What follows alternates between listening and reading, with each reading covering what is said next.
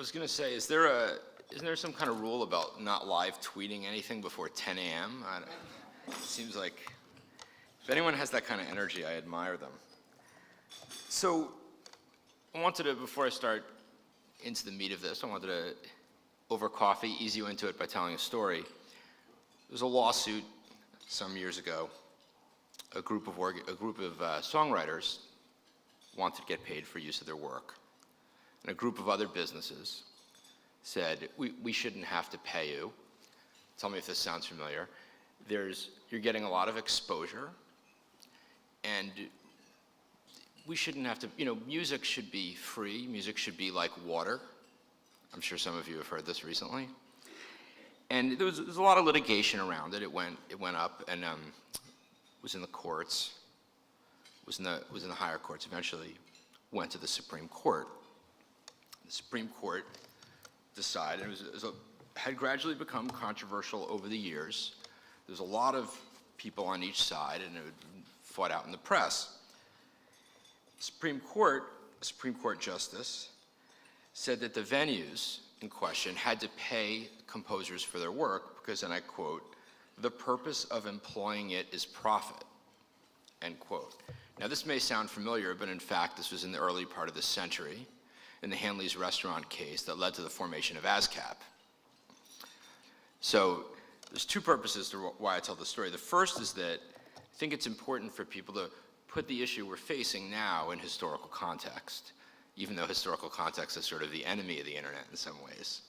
And second of all, I wanted to give an extended reply to the guy who asked me on Twitter a few months ago, "Are you the idiot who makes me pay to play music in my restaurant?" And my response was, I used the author of the quote you just heard, "No, that was Oliver Wendell Holmes." I didn't get a response to that, but I guess the response might have been, "Who's he?" I liked his early stuff better, or something like that. And the reason I wrote this book is to tell a story. As Chris said, we've been hearing mostly another story. And there's been a lot of studies, a lot of books, but I think of it as all one master narrative. And it's a master narrative about why a lot of people in this room hate technology, hate the internet, hate free speech, and eat little puppies for breakfast. I checked. It's not true. And I wanted to give a counter narrative, which is just sort of a pretentious literary way of saying the other side of the story. But it's not just the other side of the story. I wanted to tell another story, because I think the way most people look at this is as a narrative. Are you in a big company, or are you one of the kids?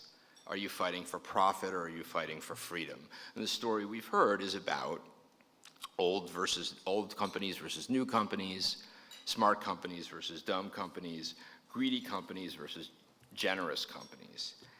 And I started to look at that story as I evolved in my own thinking about these issues.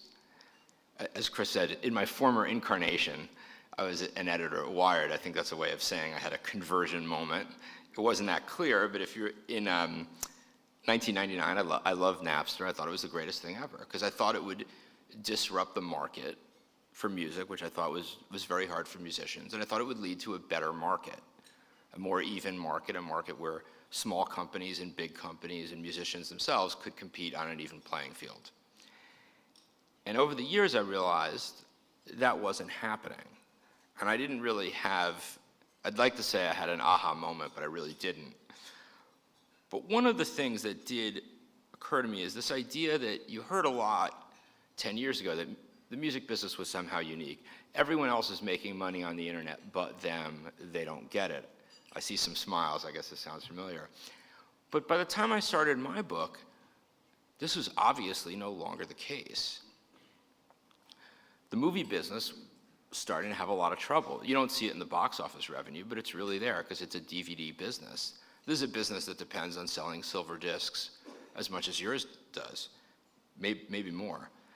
You see it, you're starting to see it in the book business, you're starting to see it in the TV business. And the newspaper business had so changed by that time that the same journalists who were so much on the other side of this had really come around. As a journalist, I'm a bit ashamed to say this, but I think most journalists really didn't understand the problems you were facing until they were no longer journalists, which is not a good situation. And I started looking at the story from another way, and the more I looked at it, I realized there were big companies on both sides. This wasn't a fight between big companies and the people, whoever it is that the people are. I always thought that I was one. It's a fight between big companies and small companies and small companies. It's a fight between rights on both sides. I'll explain a little more about that. And there's old and new companies on both sides. There's smart and dumb companies on both sides. I think that the media business has made some bad moves on the internet, but internet companies have made some bad moves on the internet. People say the labels should have made a deal with Napster. I would also say that Napster should have made a deal with the labels. Look at Napster today.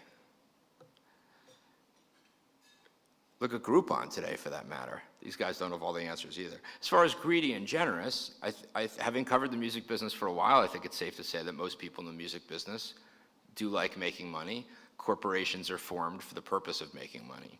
I think that's true of the internet too. I may humbly suggest that some venture capitalists also like making money, and they're also driven by greed. When you say that, people look at you weirdly, like, really? Google likes making money? Huh. It's a strange world.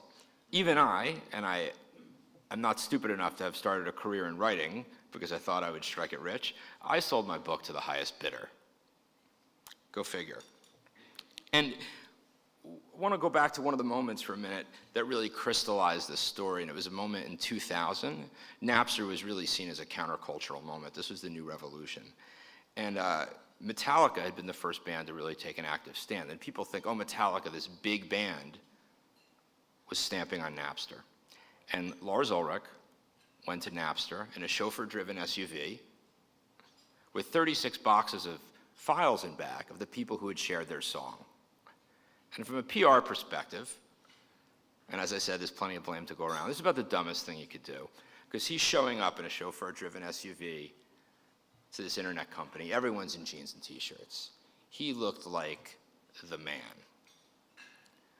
That was one of the things that established this narrative. But let's listen to what he said for a minute.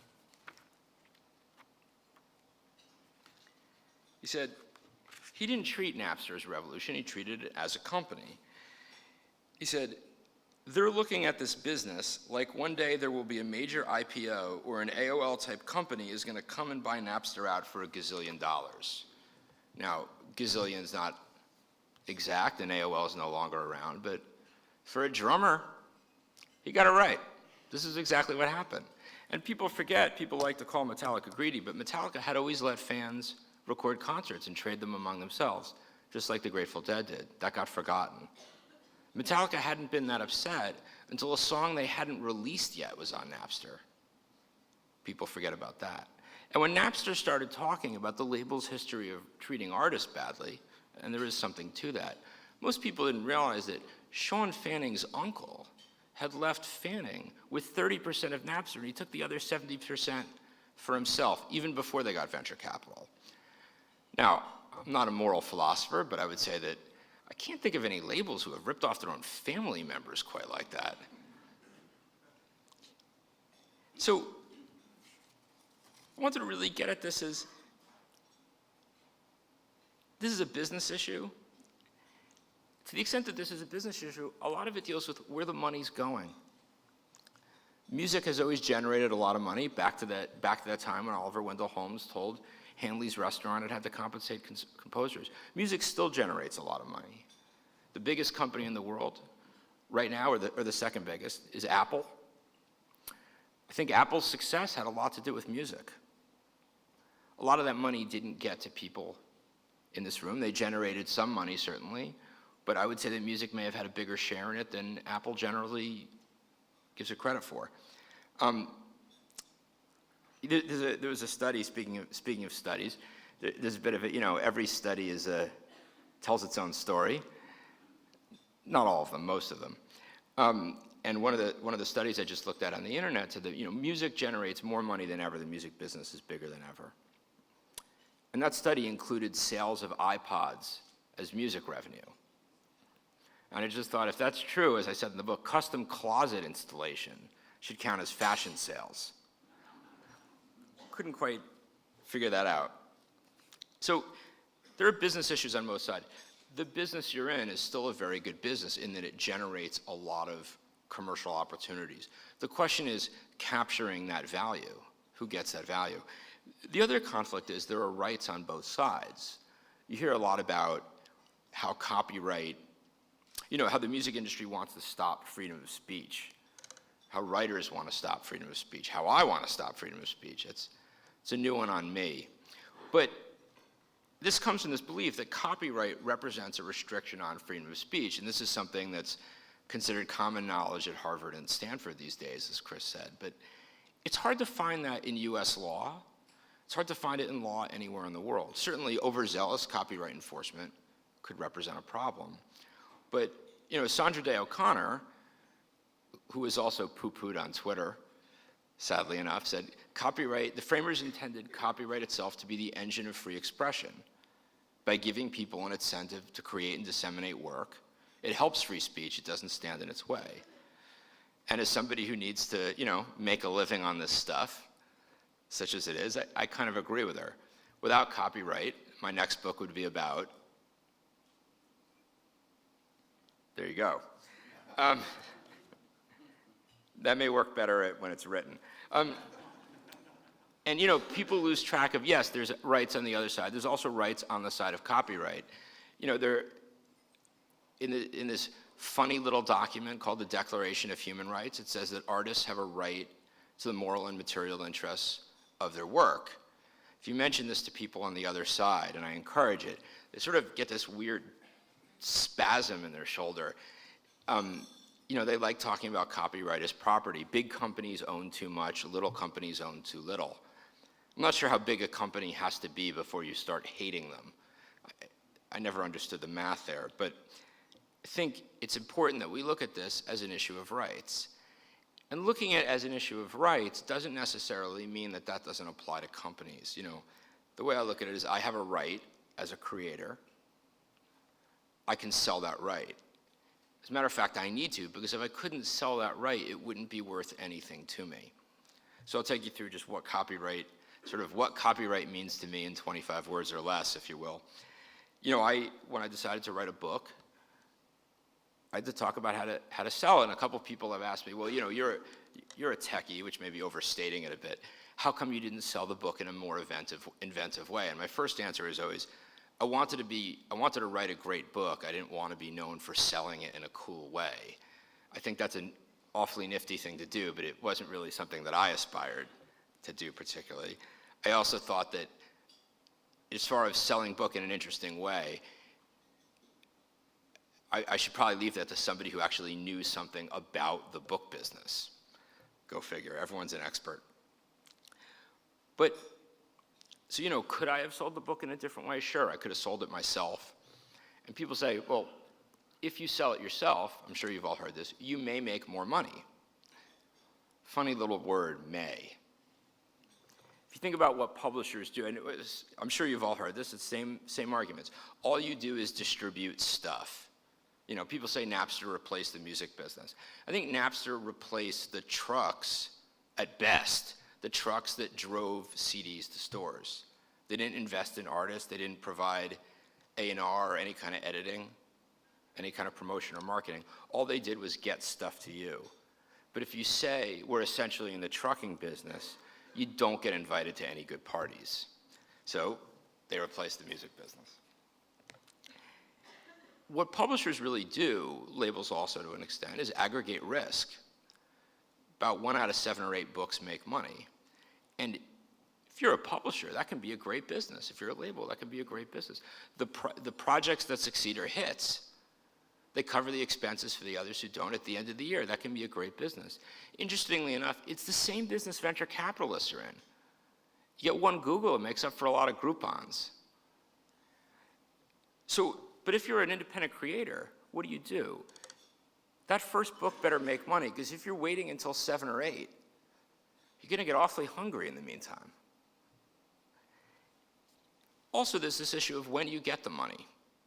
people said, well, you could have made more money. But I'm not that interested in in the possibility of making a lot of money. If I were, I would have found another career in the first place. What I'm interested in is making enough money to do what I want to do. And that means getting the money at the right time. So I left my job as executive editor at Billboard. I wanted to write a book.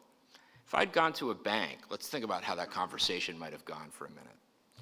I'm Robert Levine. I'm a former editor of Billboard. I'd like to borrow some money to live on for a couple years, do some traveling. I'll need a translation, some editing, law school graduate to look it over for mistakes. I took the book very seriously. I got a fact checker and everything.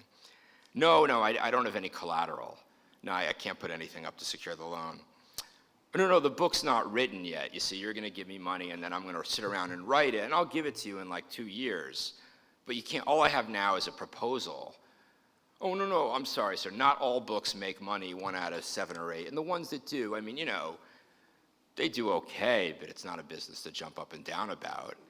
And sure, I mean, yeah, you're investing in a writer, and these are not, here I have to be honest, necessarily the most responsible group of people you've ever met. And this is writers, not, music artists, okay? So it's like, you can imagine, right? I mean, we don't even have the money to misbehave badly. Am I walking out of that bank with a loan? I can't imagine it. That's what a publisher did for me. They've done a lot of other things for me. I mean, they spared you from the first draft, which was pretty bad. You should thank them for that if you've read the book. They promoted and marketed the book, and that was fantastic. But the most important thing that I think creators can't live without is this ability to take those risks and aggregate those risks. It's a very nerdy thing saying you aggregate risks. But I think it's something that's really important. And the other thing is, people say, well, artists don't need labels, writers don't need publishers. We're not such fragile flowers. Some people would like to say, oh, I'm protecting you from the rapacious practices of a big publisher. You hear the same thing with artists, but, I have this weird skill set in that I could read the contract. My agent read it, my lawyer read it, and I thought it was, maybe the next contract's better. That was the best one I was offered. I thought it was a logical solution. You hear a lot about people regretting their contracts. You hear a lot about artists whose contracts didn't go well, their deals didn't go well, they're suing labels. That has less to do with copyright law than contracts. There was a big news item a couple days ago that Temptations are suing Universal for bad royalty accounting. And the allegations made, and they're allegations, I stress, sound pretty bad. And a couple people said, see, in the wisdom of the internet, this is what's wrong with copyright. How does that work exactly? Copyright gave the Temptations a right. They negotiated a contract with that right. I think we all want to be able to negotiate contracts if we're at all capitalist at all. That contract didn't go well, that's a shame. When the contract didn't go well, you want a right to recourse in a court of law. Hopefully that court will make the right decision. But too often when we hear about copyright, there's a lot of desire. What's wrong with the culture business is blamed on copyright, but it often has nothing to do with copyright. I just reviewed a book for the Wall Street Journal by William Patry, who's a copyright counselor for Google, and he said that it's the fault of copyright that some artists are so much more popular than other artists. And I said, I'm not sure that has to do with copyright.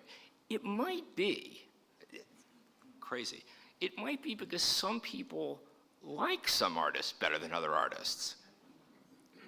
Now it so happens that I'm probably not a fan of the artists who are often very popular, and with my own work, I'm probably falling on the, shall we say, critically acclaimed end of the spectrum rather than the commercial blockbuster end of the spectrum, but that's okay.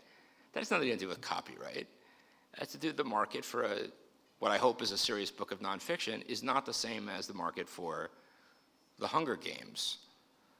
So I'm working on a sequel where you fight back with bows and arrows, and if you have any suggestions, if anyone wants to serve as a model for this character, I'm around after the talk. And what all this comes down to, I want to end by talking about, there's two possible futures here. We have always had a market for creative work. That precedes copyright. You hear a lot about, the Statute of Anne created copyright. It was a bargain between authors and the public. But the idea of a right to a creative work precedes that. You saw it in a lot of societies with a lot of different kinds of legal justifications. The idea was that people work better, more effectively, harder, choose your word, when you compensate them. Doesn't seem like a radical notion. Indeed, it's a notion that's embraced in Silicon Valley. That's what we need to preserve. And people say, well, you want to go back to selling CDs. Actually, I want to go back to selling vinyl records, but that's a whole different thing, and that's just a quirk. I'm not really serious about it. What I want to preserve is not a market for CDs. It's a market for culture. What will that market look like in 10 years? What should it look like? Will there be the same companies? I don't know. I'm not on the side of big companies or small companies or big artists or small artists. I'm on the side of buying and selling stuff with laws. Doesn't seem so radical. On the other side, you have the current structure of the internet makes that very difficult. I'm sure a lot of you are familiar with a company called Grooveshark. Grooveshark's interpretation of copyright, the interpretation of copyright has always been opt-in. I write a book, I make a contract. Random House can't publish the book before they have that contract. They have to wait for it. Well, this is like, on the internet, this is seen as such a drag, man. Why not just publish first and ask questions later? So what Grooveshark does is they sort of basically, people upload music and they assume that it's okay. If you write them, send them a DMCA takedown notice, they will remove your music. And then you'll do it again, and again, and again, and again, and again. Warner Music told me they had sent 800,000 takedown notices to Grooveshark in the last 18 months for a small selection of their most popular artists. Grooveshark requested that those notices arrive by the song, not by the album, because they could. I don't want to go into the technicalities of the DMCA because a lot of it's different in Canada. A lot of it gets into the legal weeds that people here are much more knowledgeable about than I am. But it seems to me that that's not really much of a market. What does negotiation look like? If you're spending money to fight a deal, you're going to be very tempted to take that offer. Take this offer. Your alternative is nothing. How many of you want to sign a contract to get a job for a year and then negotiate your salary 6 months in? Doesn't seem like a great idea. I'll say a little bit about what kind of laws we need.